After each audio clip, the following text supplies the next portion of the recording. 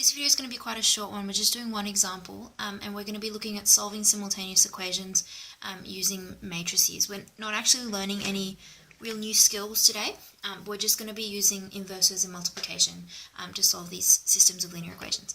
So what we've got here is we have an example where we are required to find x and y in these simultaneous equations. We've seen lots of these examples before. We know how to solve these equations by hand using the substitution method and the elimination method.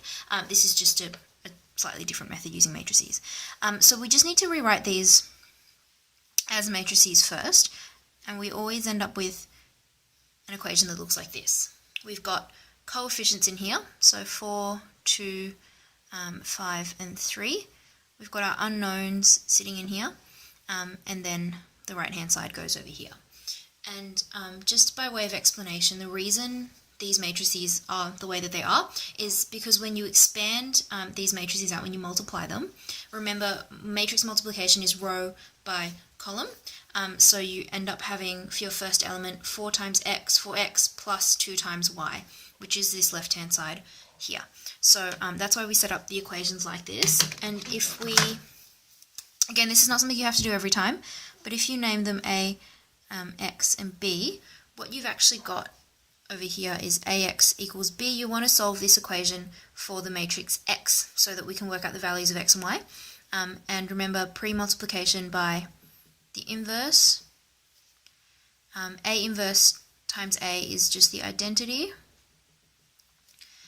And the identity times anything is just x. So we get that. That's what we're looking for here.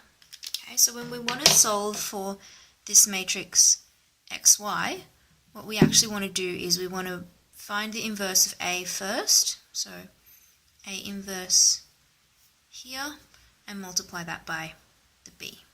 And we're going to be able to work out what the values of x and y are. So remember, to find the inverse of a 2 by 2 matrix, you need to do 1 over the determinant. The determinant here is 4 times 3 is 12.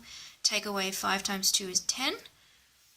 And then with this matrix in here, we've got to do some things with the elements. So we're switching 4 and 3 on the main diagonal, and we are changing the sign of the elements that are not on the main diagonal.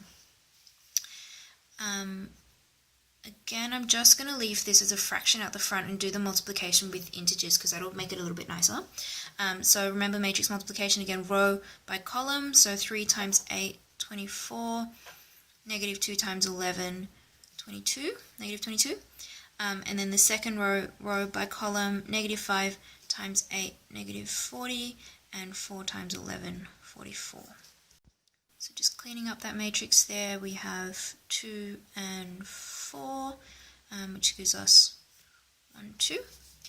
The question, can't see it anymore, but it says solve for the values of x and y. So we actually need to state that x, this is what we have here, x, y equals 1, 2. So x is equal to 1 and y is equal to 2. So let's just quickly check on the CAS that we've done everything correctly. Remember, we want to find the inverse of this matrix 4, 2, 5, 3, inverse, so to the power of negative 1, times that right-hand side, which was 8, 11. And we get that x is 1, y is 2. We can also use our regular simultaneous equation tool to solve for this as well. So 4x plus 2y is equal to 8. And our other equation, 5x plus 3y is equal to 11. We want to solve for x and y, and we get the same thing.